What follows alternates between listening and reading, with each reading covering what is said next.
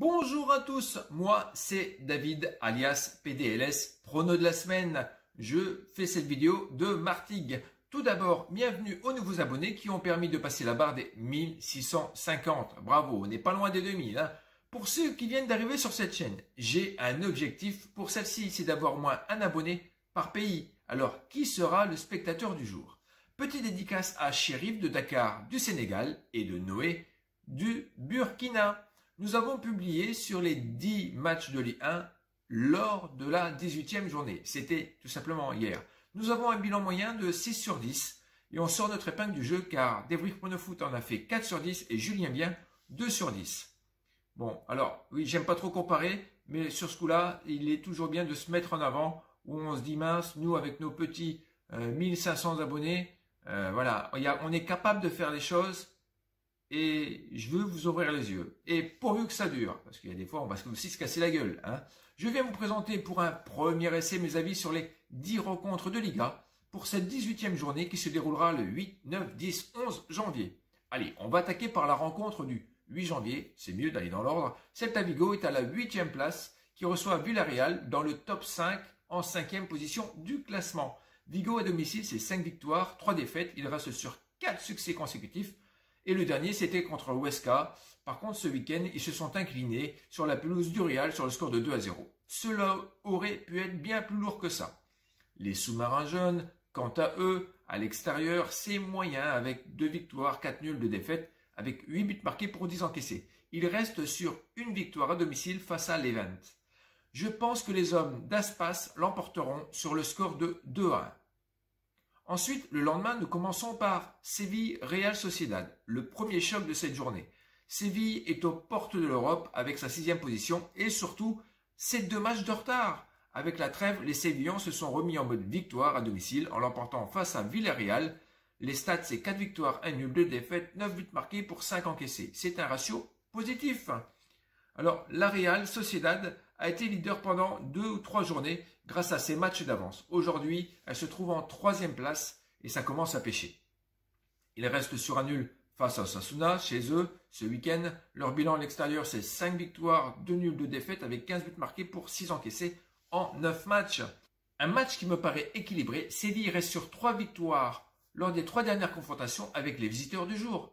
Allez, allons pour la première surprise. Pour cette rencontre, on partira sur le victoire de Séville sur le score de 2-1 et j'espère que Dams m'en voudra pas trop. Atlético de Madrid, Athletic Bilbao. Le leader madrilène reste sur 4 victoires consécutives et surtout avec 2 matchs de retard aussi, toujours invaincus à la maison. Ils sont sur 7 victoires, 1 nul pour 19 buts marqués et seulement 2 encaissés. Elle a quasiment la meilleure attaque et surtout la meilleure défense du championnat à domicile. C'est une belle équipe qui s'est forgée au cours des 2-3 dernières années. Simeone fait un superbe boulot, il faut le dire. Suarez, Llorente et Félix sont tous là, tous les 3 dans le top 10 des meilleurs buteurs de la Liga. L'Athletic Bilbao vient de recevoir le Barça en match en retard de la 2e journée et ça a été la victoire pour Messi sur le score de 3-2. À l'extérieur, c'est une seule victoire, 3 nuls et 5 défaites. Elle pointe son museau à la 19e place à l'extérieur. En jouant le Barça en milieu de semaine, j'ai du mal à avoir de l'espoir pour les Los Leones avec un pal, Nunez et Williams. On va pour la victoire madrilène sur le score de 3-0. Ensuite, on poursuit avec Grenade qui reçoit le Barça. C'est le 7e face au 3e avec seulement 7 points de retard sur les Catalans. À domicile, c'est pas mal avec 5 victoires, 2 nuls et seulement une défaite. C'était face à Valladolid en novembre. N'oublions pas qu'elle est toujours en route en Europa League. El Grana reste sur 2 succès à la maison face à Betis et Valence. Le Barça a joué mercredi contre Bilbao et s'est imposé sur le score de 3-2 avec un doublé de Messi. Donc à l'extérieur, nous avons 4 victoires, 1 nul, 3 défaites pour 12 buts marqués et 7 encaissés. À noter qu'il reste quand même sur 3 victoires consécutives, ce qui est quand même rassurant. Lors de la dernière confrontation, les locaux l'ont remporté sur le score de 2-0. Ici, je partirai peut-être pour une autre surprise, un joli nul sur le score de 1 partout. Osasuna, Real de Madrid sera la dernière confrontation de ce samedi. Alors, Osasuna se trouve dans les profondeurs du classement à la 19e place avec 14 points, avec 2 victoires, 2 nuls, 4 défaites, avec un ratio de moins 1,5, ce qui veut dire qu'elle prend plus de buts qu'elle en marque. Alors, ils sont à la ramasse. Face à eux, les Galactics actuellement second de classement. Et à l'extérieur, c'est les meilleurs avec 5 victoires, 3 nuls et une petite défaite. Contre le Celta, nous avons vu de belles choses entre Asensio et Lucas. Les hommes de Zizou savent qu'il faut prendre les points les plus à leur portée. Donc pour moi, une victoire du Real avec un score de 3-1.